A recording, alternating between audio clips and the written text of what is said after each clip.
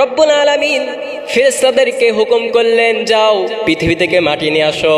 মাটি আনার পর আটাল মাটি, এই মাটি দিয়ে আদম আলাইহিস সালামের কি আকৃতি গঠন করা সম্ভব নয়। এই জন্য মহান রব্বুল আলামিন 40 বছর রেখে দিলেন। রাখার পর রব্বুল আলামিন সেই মাটি কেটে আসমানকে হুকুম দিলেন, হে আসমান, তুমি এই মাটিকে 40 বছর পানি দাও।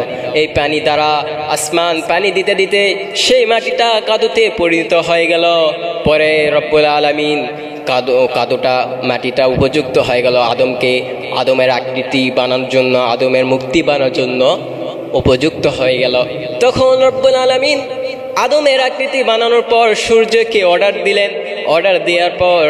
অর্ডার দিলেন যে তুমি এই মূর্তিটাকে কি করো, শুকায়ও। রব্বুল আলামিন তখন এই মূর্তিটা যখন শুকে গেল, রব্বুল আলামিন ফেরেশতার মাধ্যমে রব্বুল আলামিন হযরত আদম আলাইহিস সালাতু ওয়াস সালামের দেহের মধ্যে ফেরেশতা দিয়ে রূহের ফুৎকার দিলেন।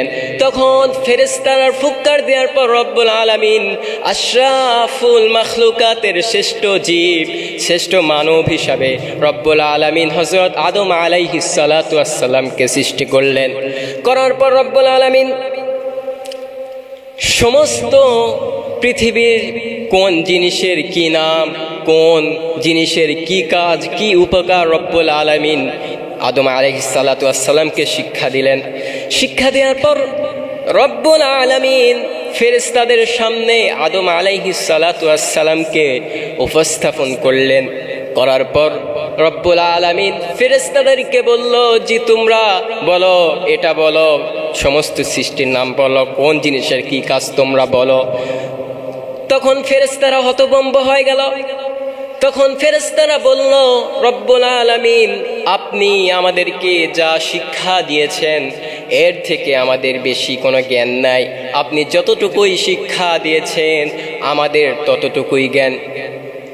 তখন রব্বুল আলামিন আদম আলাইহিস সালাতু ওয়াস সালামকে আদেশ করলেন যে, হে আদম, তুমি এবার বলে দাও কোন জিনিসের কি কাজ, কোন জিনিসের কোন উপকার, কি হিকমত, তুমি বলে দাও। তখন রব্বুল আলামিনের শিক্ষা দেওয়া কথাগুলো আদম আলাইহিস সালাম ফেরেশতাদের সামনে উপস্থাপন করলেন। করার কারণে আদম আলাইহিস সালাতু ওয়াস সালাম ফেরেশতাদের কাছে শ্রেষ্ঠ প্রমাণিত হয়ে গেল।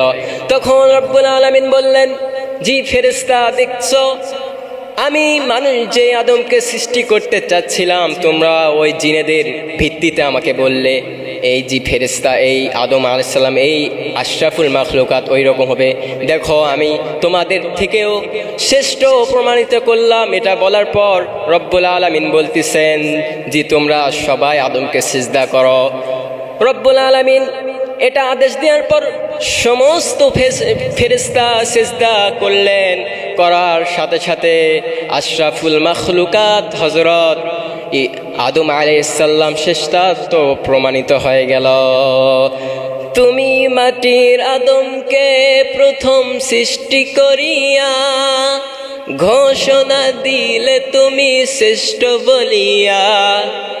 তুমি মাটির আদমকে প্রথম সৃষ্টি করিয়া ঘোষণা দিলে তুমি শ্রেষ্ঠ বলিয়া।